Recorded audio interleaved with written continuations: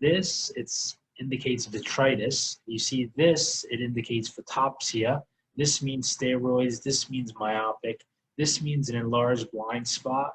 It's like a blind cane. This is an ERG wave. Some of the ERG waves are going to be B, and some of the ERG waves are going to be A, just something that they do test on. So this one, it's, you know, emanating from the disc. So it has this birdshot, like, shotgun appearance, and this is Birdshot Chorioretinopathy. I don't know if you guys watch Always Sunny, but they call her Bird. It's pretty much seen in white females about 40 to 60 years old. And this is the vasculitis that you'll also see. So here you have vitritis, you have radial distribution, you have an owl for nyctalopia, you have a bunch of different colored birds for different color vision defects, and you know that they're going to have floaters and third vision because it's in the back. This occurs bilaterally, so you have two birds, and then this is called venular sheathing. On FA, they'll have this buzzword called quenching. So I remember there's like, Sprite, like quench your thirst. Just remember this bird drinking Sprite, because that is the buzzword on FA. And they each have different buzzwords. We all know that it's HLA29, so A29 is also a type of plane that's kind of like a bird, so A29. And then lastly, I just think of a baby bird. So it's a diminished B wave on ERG. This is different than the other white dots, which have a diminished A wave on ERG. And the way to treat it, you treat it with steroids, but also immunomodulatory therapy. This one is kind of large. It's kind of a nice like placoid shape appearance. It's very confluent. And that's why I have an AMP. So this is kind of AMPPE. It's acute vision loss followed by weeks to months with substantial full improvement. AMPPE has a very good recovery, but you have to worry about a few things. Number one, it's associated with cerebral vasculitis. So just imagine these kids going to a rock concert with a bunch of amps and they're mind blown, taking pictures. It'll help you remember with the cerebral vasculitis, they need MRI imaging. And then they also suffer from very similar, all the white dots with photopsia. They have vitritis. Maybe the vitritis is causing like the speakers to kind of blow up. And then, AMPPE is associated with a few diseases, both infectious, non-infectious. Just keep it in the back of your mind, but I'm not going to go over it. On FA, this is actually very high yield. So with the birdshot, you'll see quenching. But here on FA, just think of a bodyguard. There's early blockage, and then some guy is just staining with graffiti. There's late staining. So early blockage, and then later on they stain the wall. This kid is just drinking like amped recovery drink. It resolves spontaneously. The prognosis is very good, and he recovers very good. This is serpiginous. It has that serpiginous look, and it's emanating from the optic disc. Serpiginous is relentlessly progressive and destroys the RPE. Thus, recovery after immunosuppression is poor. The way on FA, that's kind of the buzzword mnemonic, is that there's a hyper autofluorescent at the leading edge. Well, that's FAF. But on FA, there's a hyperfluorescence at the leading edge. Just think of the snake kind of at the leading, edge of the car. And this is what they're talking about. They're saying that you can tell that serpiginous is still active because in late, there's this hyperfluorescence at the leading edge. So this guy still needs treatment. But if you did an FA and they didn't show that hyperfluorescence, it means it's inactive and you can just watch it. He does not need to be on steroids. You treat him with steroids, the prognosis is poor, like Professor Snake. This is another white dot, and it's seen with this girl who's an MC, and her name is P, so it's really MCP. This is Idiopathic Multifocal Choroiditis, or MCP. So all these, again, it's multifocal.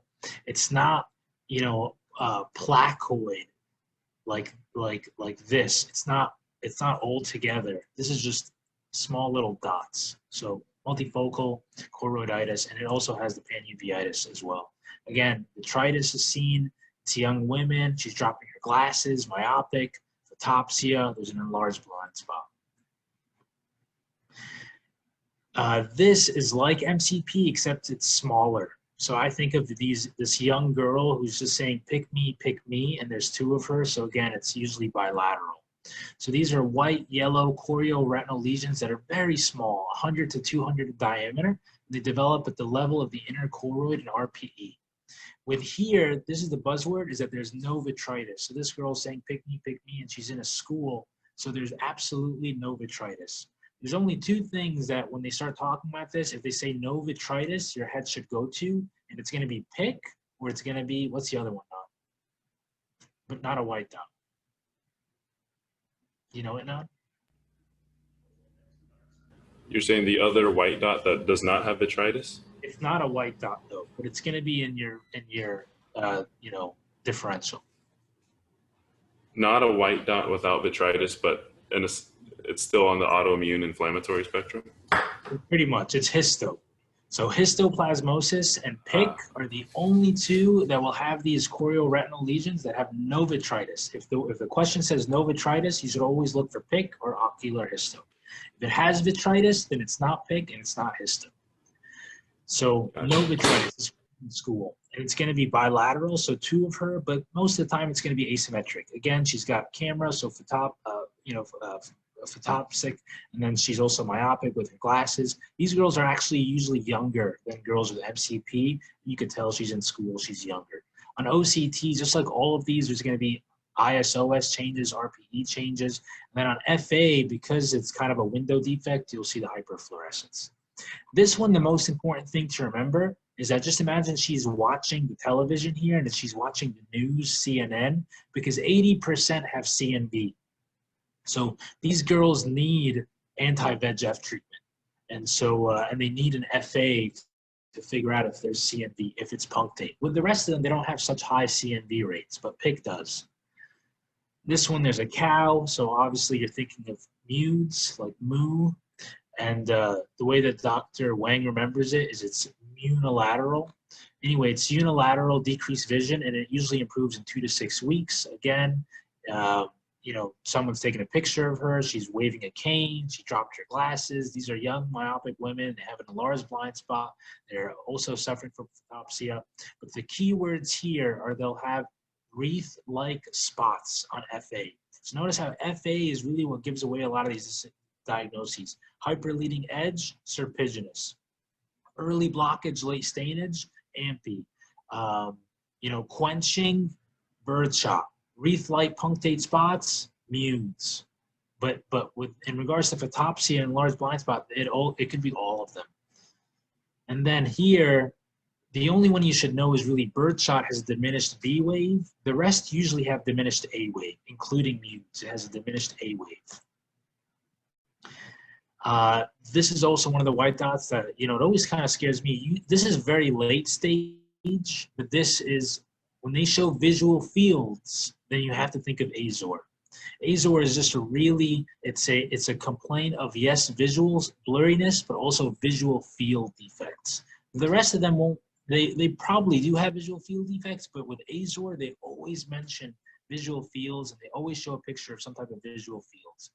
I think of like the movie I Bought a Zoo, again, young, otherwise healthy female, they have photopsia, but everything does. The difference between it is that they'll have this, again, visual field loss that kind of correlates here with the retina.